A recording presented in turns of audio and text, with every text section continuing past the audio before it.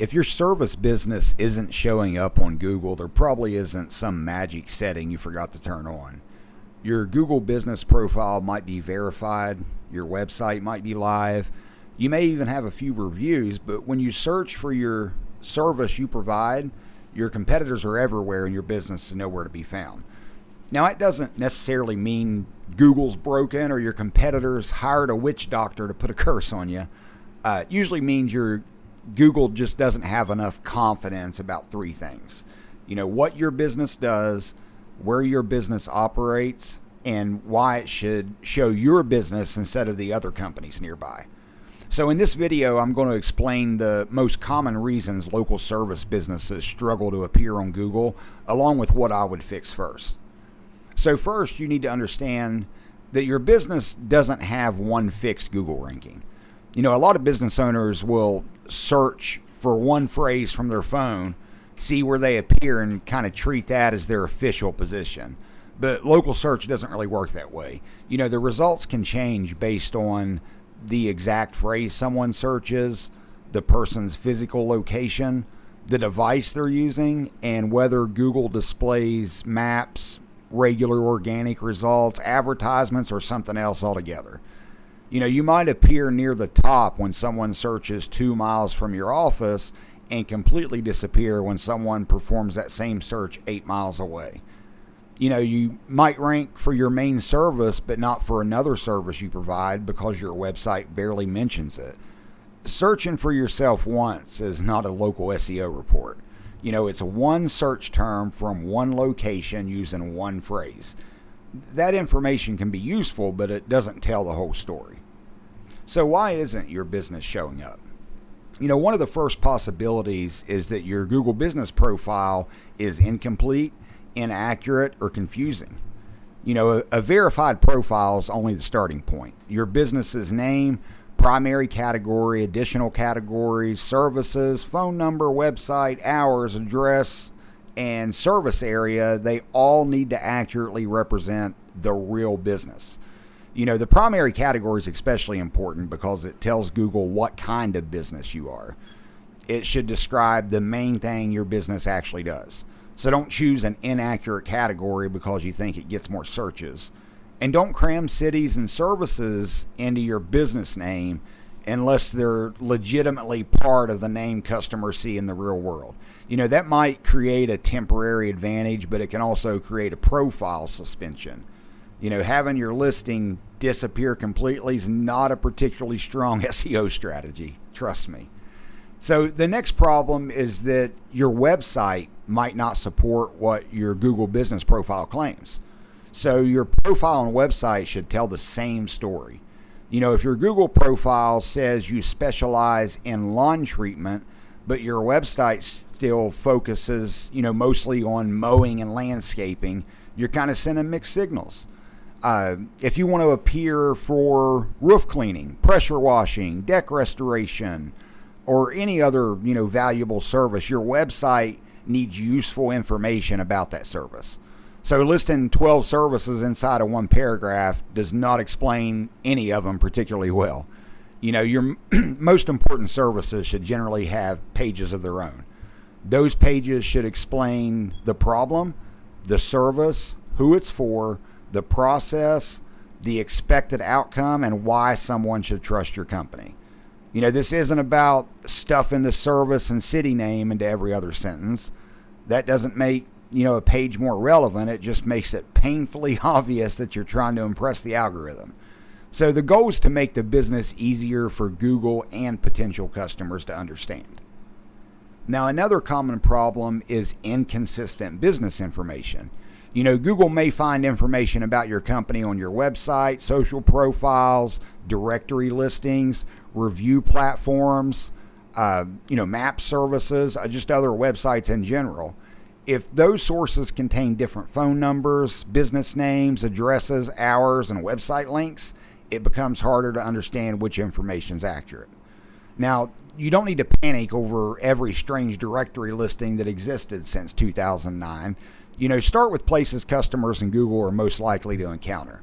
Your website, your Google business profile, major map platforms, your primary social profiles, important industry directories, and just legitimate, local directories and organizations. Fix the most visible and authoritative sources first.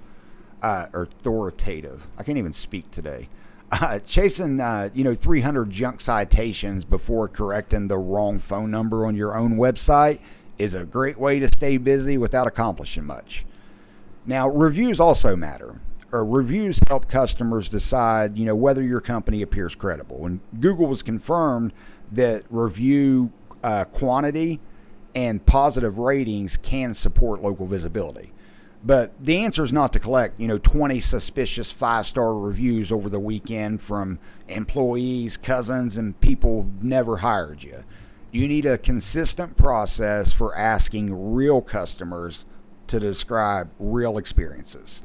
So, ask shortly after completing the work. Send them directly to the review form. Explain that an honest review helps the business. You can follow up once if they forget, and respond professionally to both positive and negative reviews. A steady stream of legitimate reviews will usually outperform occasional, desperate campaign to collect 10 reviews by Friday. So sometimes geography is the main problem. Google considers the distance between, the business and the person searching. So if your company's located far outside the area where most of your target customers live, businesses closer to those customers may have an advantage. Adding 20 cities to the service area does not create 20 physical locations. That setting tells customers where you're willing to work. It does not allow you to rank as though your business, has an office in every city listed. You can improve your relevance, reviews, website, and overall authority, but you can't, optimize your way to being physically closer to every customer. Now, fake offices, rented mailboxes, virtual addresses, and other attempts to manufacture locations can violate Google's rules. And even when those tricks work temporarily, they create a fragile marketing asset that can disappear as soon as Google reviews it. Your website may also lack enough authority or useful content. It's another common problem. So a website can be technically functional without giving Google much reason to rank it. So a home page, contact page, and a generic services page may confirm that your company exists, but it doesn't do much to provide depth about the work you perform. So a stronger website may include detailed service pages, legitimate service area information, original project photos, case studies, FAQs, completed projects, helpful articles, and just links or mentions from relevant local industry websites. The important word here is legitimate.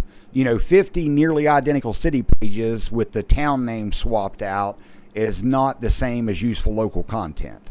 So create pages based on that, they just explain a real service, answer a real question, or represent a market you actually serve. Do not produce pages just because you found a plugin capable of mass producing a digital landfill. Another thing is technical problems can be preventing your website from appearing. So important pages might be set to no index. Pages may be blocked from crawling. Your internal links can be broken. You may have duplicate pages competing for the same topic. Old URLs may have been removed without redirects. Or Google just may simply have trouble loading or understanding the important content. So Google Search Console should be a part of this diagnostic process. It can help you determine whether important pages are indexed, which searches generate impressions, and whether Google has reported crawling or indexing problems. But even technical fixes, need to happen in the right order. Adding schema markup to a weak page does not transform it into a strong page. It organizes the information already there. So if that information's vague, thin, or inaccurate, you simply organize the problem.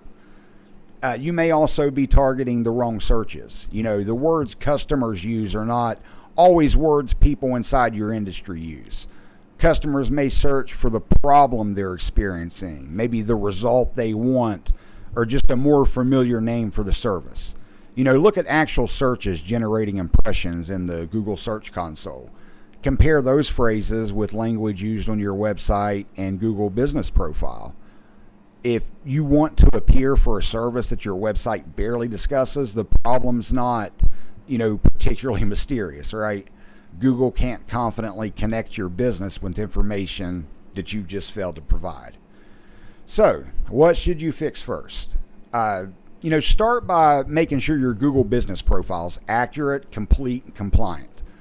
Confirm that your primary category actually represents the business. Correct outdated names, phone numbers, addresses, hours, and website links.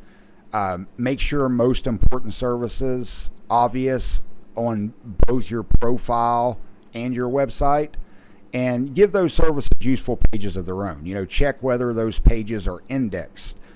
Build a consistent process for requesting honest customer reviews, and then evaluate your visibility across multiple searches and locations instead of just checking one keyword from your phone. Most importantly, diagnose the actual constraint before buying another marketing tactic.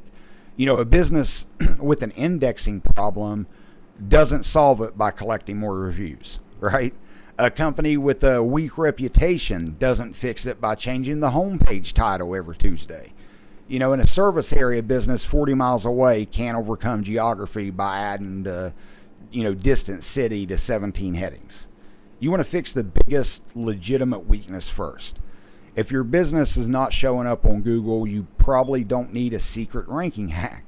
You just need to make it easier for Google to understand what your business does, where it operates, and why it deserves to appear beside, established competitors. That comes from accurate information, useful content, legitimate reviews, a strong website, and consistent business signals. It's not as exciting as discovering a magical SEO hack. I realize that. It's also considerably less likely to disappear during the next algorithm update, though. So I'm JD Simpkins. I help local service businesses identify what's actually preventing their marketing from producing leads. If you want more practical guidance about Google visibility, websites, and lead generation, subscribe to the channel. And if you want me to examine your marketing and show you what I'd fix first, you can learn more about my marketing audit and 90-day roadmap at jdsimpkins.com. Thank you.